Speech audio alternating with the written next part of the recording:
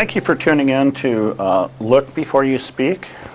We have a very special guest today.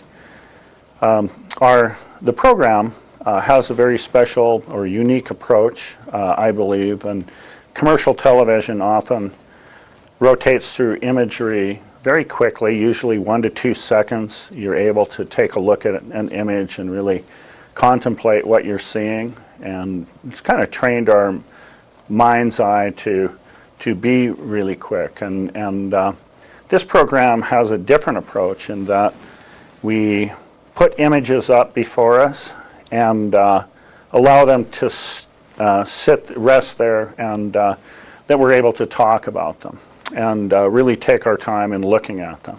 And I think this is really important in the world of art and important for the dialogue in our community. And we have so many gifted people and scholars here in the community. It's really great to bring people in who are accustomed to talking about art, working with artists, and both writing and elucidating what the art is about. Our today's guest is Professor of Art at the University of Montana, Cathryn Mallory, and she's also the Gallery of Visual Arts Director, and she teaches professional practices instruction at the university. And I'm thrilled to have a curator on the program who kind of is the caretaker of ideas around the world of art, and I'm excited to see what Cathryn's brought in as far as images. So thanks for coming in today. Thank you very much, Steve. It's nice to be here. Yeah. So you brought some images in today of different artists, or? Yeah, some past exhibits. So first off, maybe I'll tell you that at the Gallery of Visual Arts at the university, it is the School of Arts gallery. And so our mission is, of course, education related, as all museums and galleries are for the most part. But so some of our exhibits are dedicated to our program with our degree requirements, such as our Masters of Fine Arts program and our Bachelor of Fine Arts program. And we also do faculty shows. But then we also have a very active visiting artist program, and when possible, we try to bring those artists in for an exhibit as well, because we just feel the impact is so much stronger for our students. So I brought in a sampling of those kinds of exhibits to share with you today. And one of the things I would just add to that is that the gallery serves not only the campus, but the community of Missoula really responds to the artists that you host and insight into new and up-and-coming artists in the community. And so It's not just specifically education for a limited number of people, but it touches the community broadly. Yeah, thanks for bringing that up, because we are kind of sequestered in the middle of the campus and in the social science building, and so sometimes it is difficult for the community to find us. But yes, all of our events and programs, we invite the community. So you're right, it's actually for the university, the community, and statewide. So. Well, let's jump in and look at some images. Sounds great. Okay. Sounds great. So the first image I'm showing you today is from an exhibit called Changing Currents. And this was an exhibit that was based around the removal of the Milltown Dam. And it was wonderful because it was a collaboration between 4 institutions. Of course, the Gallery of Visual Arts, the Montana Museum of Art and Culture, which is also at the university, the Missoula Art Museum, and the Historical Museum at Fort Missoula. And so one of the things that I thought was really special about this exhibit was, of course, our collaboration, but as curators, recognizing this really significant event that was happening environmentally for our community, and looking for ways that we could get artists to comment about this. And so in the Gallery of Visual Arts, this exhibit featured 7 artists, and this particular image is from a Helena, Montana artist, Katie Knight. And so the exhibit, of course, was all based on themes of water. And so she used fabrics, old recycled plastic, water bottles, things, and the gallery was painted a dark blue, and it was very mysterious, and really commenting a lot about our environment, the importance of water, and boat imagery, of course, colors relating to water, and it was really quite successful. Mm-hmm. And so the students at the university obviously are exposed to not just the form and the shape and the installation, but the fact that the artists were addressing specific social issues. Absolutely. and so that's really important because artists, you know, Katie Knight is a real strong activist. She currently teaches high school in Helena at Helena High, and she also teaches at Carroll College, and she's always been a big proponent of art as activism. So, you know, I think that's really important for people to see how artists can comment and actually affect change. Well, that's great. Yeah. So you brought another image? Yeah, let's go to the next image.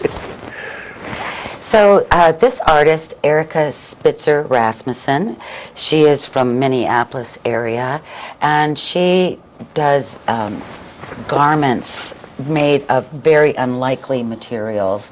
And in fact, in this image, there's like actual dried fish skin, dried apricots, horsehair. But she comments a lot on issues of fertility, of gender, and of beauty. And so this was an exciting show just for its use of materiality. And she was paired with another fiber artist.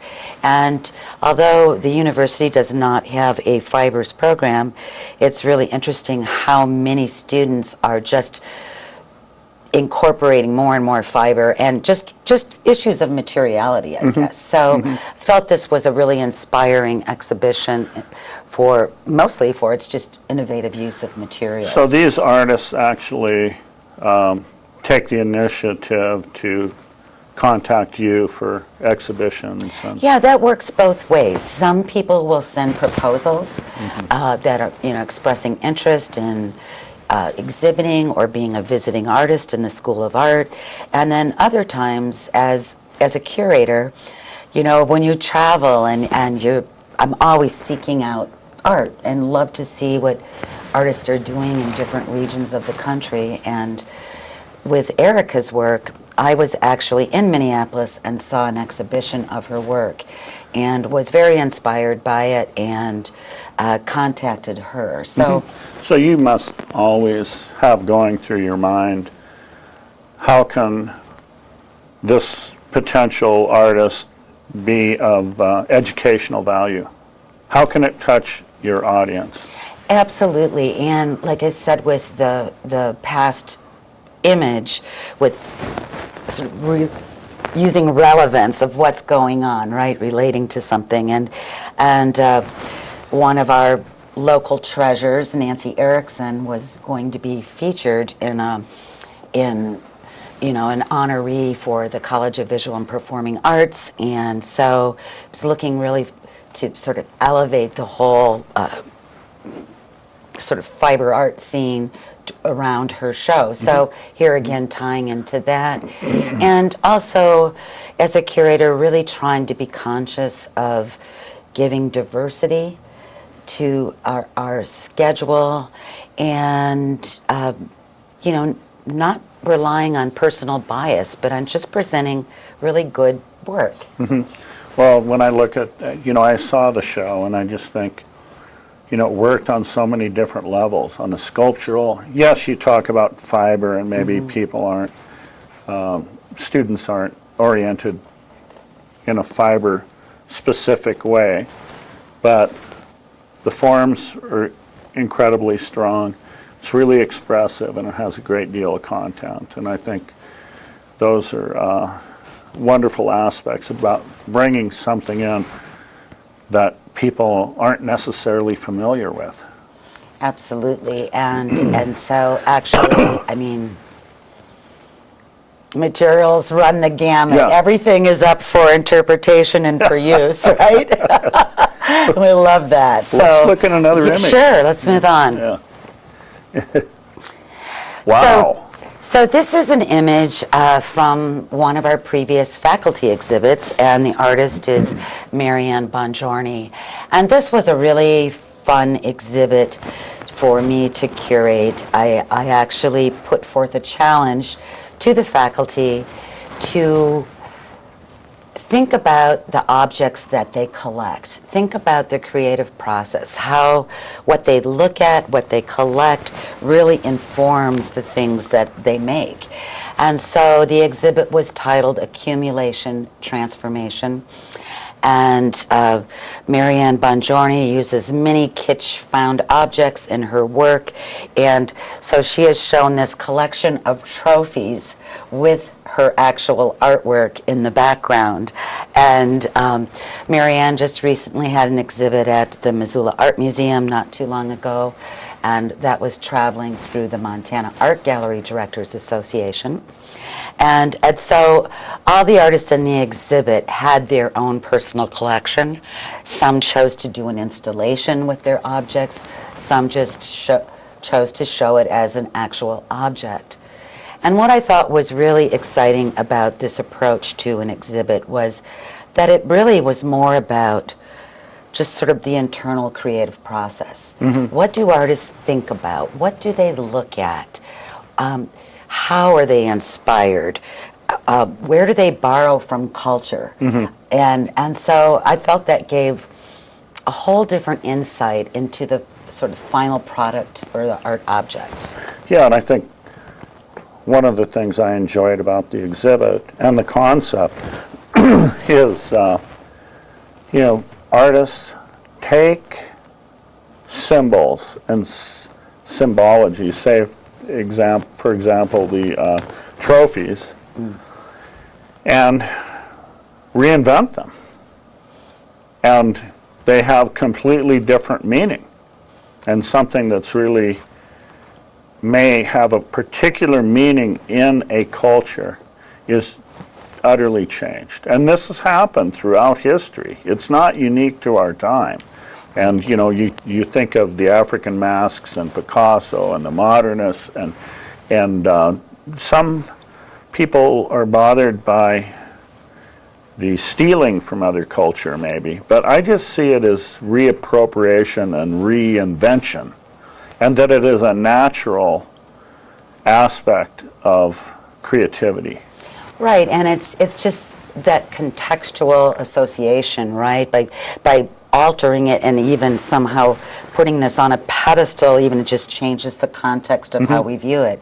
And many artists use found objects, found materials, and I think it's great because it's a point of entry and a point of discovery, and viewers might go, wow, that's a trophy, or that's a toaster, or whatever. But then the way the artist has used it, like you're saying, creates a whole new meaning that the viewer can dive into further, and often it's ironic, sarcastic, humorous. Sure.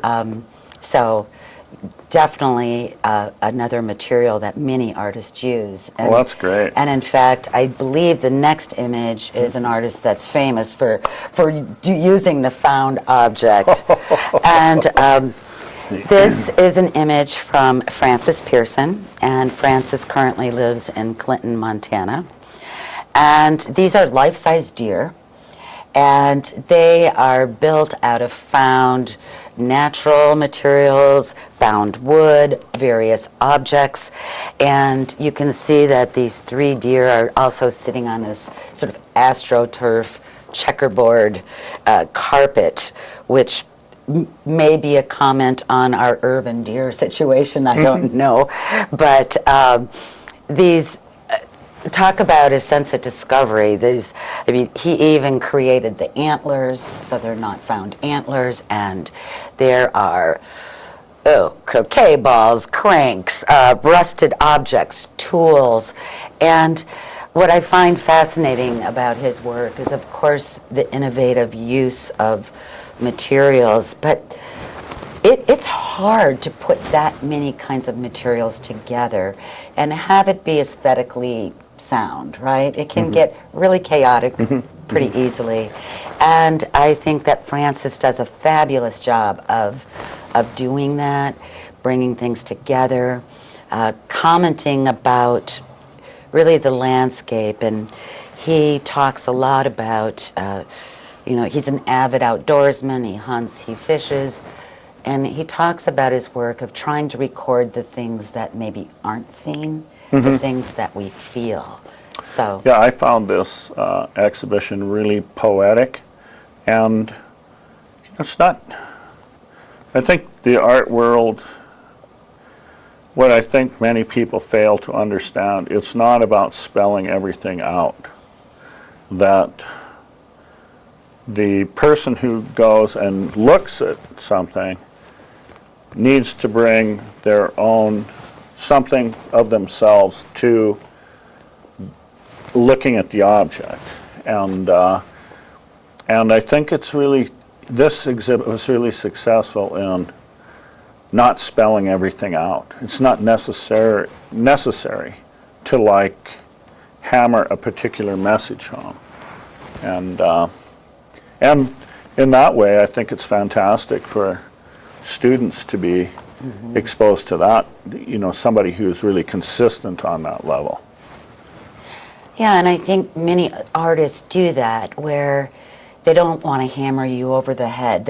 Everyone certainly has their own opinions and their beliefs, but I think just throwing it out there. His work dealt with a lot of controversial environmental issues too, like bringing back the wolf, and sort of that controversy between ranchers and environmentalists, and but yet he did not express his stance. He threw it out there for viewers to interpret and take what they will, depending on their own experience. And have a dialogue about it in their own world. Absolutely, and this exhibit really incited a lot of conversation about that. I mean, here again, I talked about sort of this point of entry to the work where you might recognize, oh, that's a shovel, or that's a, part of a gear or whatever, but then you start thinking about what else that could represent. And so, yeah, it was a very successful exhibit, and really proud to say, too, that Francis went through the graduate program at the university 20 years ago, and so it's great to see him still producing work. And, we're really proud of the students. We have some really good students, and many of them go on to teaching at universities.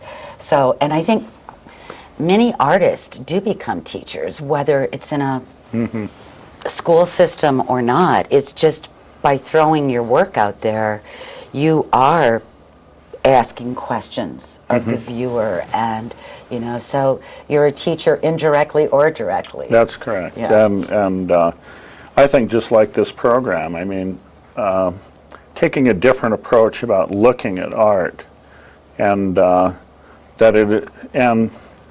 think many people are kind of dismissive of art because they don't take the time to just look, not judge. I mean, judgments are natural, but just take the time to look and allow that to sink in. So, but anyway. No, and I think you're right. Many people, perhaps, that aren't used to looking at non-representational art or whatever, or they do, well, what's it supposed to be, or what's it supposed to say? And sometimes it's just about how it feels. And you're right, if people will spend time with that, they're always going to go away with with something. And you know what? Even if they adamantly dislike it, that is still a reaction. Yeah, sure. And Sure. but it's about not necessarily judging it, but just feeling it, Sure. feeling it. for Sure. sure. Well, it's about, there are so many different angles and ways to look at and appreciate art. I mean, it can be on the level of a narrative and story. And believe me, I think storytelling is alive and well in our culture. But, you know, there are performance, poetry, visual arts where the only level that's achieved is an emotional one, and that's okay. And it doesn't have to relate to a story or a formal one, or just about the structure of what is being created, or related to scale or contrast, or putting things next to each other that are make us think about contrast. And those things have little to do with story, and all about maybe something a lot more abstract. And so let's look at another Sure, image. let's move on to the next. Okay. Wow. So this is an image by Randy O'Brien, and Randy is the next two images that I have to show you, this one and the next, are from former graduate students, and that have gone on and are teaching and are really having quite successful careers of their own. And so the cycle continues, right? Student to teacher. And so Randy O'Brien, she now is teaching at MSU Billings. Yeah. And she is a ceramicist. And it was kind of interesting that this was a good segue, the last conversation, it's a good segue to Randy's work, because this particular body of work is exploring kind of fables, and here she has a ceramic donkey on one of those, the old machines where you'd put a quarter and you'd get on the toy horse and you would ride it. Did this actually function? It did actually function. Wow. But of course we didn't want children, or anybody to get on top of it, Right. but it did function. And, so she's making the comment of, the sort of the donkey and as the beast of burden, and just for our perhaps human use and human amusement. And all of her work had this incredible surface on the ceramics. It also How did she achieve that? just through different atmospheric firing, and some wood fired, some of her she didn't use a glaze, but a type of a stain and terra's sigillata. I'm not real sure about all the ceramic processes, but she actually filled the entire space in the Gallery of Visual Arts, and it was just a really, really powerful show. She is still doing work similar, using animal imagery and speaking of metaphor. Yeah. And I believe she was just in a show that you were in recently too. So. Yeah, I was really flattered about that. She has, like in that piece, because I didn't see that piece, she has a really non-traditional approach to ceramics in that she's incorporated this motor and which I guess this would be considered a found object, and the ceramics being placed on it. And so I wonder how she was supported by the ceramics community, who can be pretty hardcore about just ceramic. Right. They can be purists, so to speak. And what's really interesting is that the way she approached the actual ceramic isn't from a very purist standpoint. Right. It's very natural coloring. Yeah. She's not using bright, poppy glazes Yeah. or cold finishes, as they like to say, which is really just paint or some Right. other kind of material rather than a glazing or firing process. But the combination with that found object bright red is in true contrast. Yeah. But here again, it's the content. Yeah. The content that's being communicated. And yes, it was received well. I mean, I don't believe that there are really strong categories anymore with artists. Everything is open, and so many people use all kinds of materials and mixed media and processes, and it's all about what's the best thing to use to express your idea. To achieve your goals. Yeah. And so I really like that supposedly we are all becoming more multidisciplinary and we don't have to be categorized in a set media anymore. Great. So you have another one Yeah, I more do. image? Let's move to my last image here. Okay. So this is an image by Kensuke Yamada, and this is also from his thesis show, which was, gosh, about 8 years ago, I think. And Kensuke has, these are life-size, large pieces. He has really got a lot of recognition. He's done numerous residencies and one, of course, at our right here in Montana, the Archie Bray Foundation, which is world famous. And he's now currently teaching at the University of Arkansas. And he was also recognized as a Ceramics Monthly Emerging Artist a couple years ago. So he's doing well. We love to see that. And he has a really unique approach to his ceramics, the figurative aspect, and then just the way he uses the color. He builds a lot on narrative of personal experience as well. And he's very prolific. Yeah. And he actually came from Japan to study at U of M. Yes, he did. Yes, he did. So he brings that real strong tradition, of course, the ceramic tradition, but more in a sense of the functional and the ritual, and push this to a really strong sculptural level. Really did some amazing things with clay. Well, and I had the pleasure of knowing and working with him a little bit, and one of the things that I will say about him is I think he was one of the most prolific artists I have ever met, and really working fast and having no fear of scale. Right. And right. The way many other people would be very timid about it, he would jump right in. And it was fantastic that people come from so many different walks of life to attend school here at the University of Montana.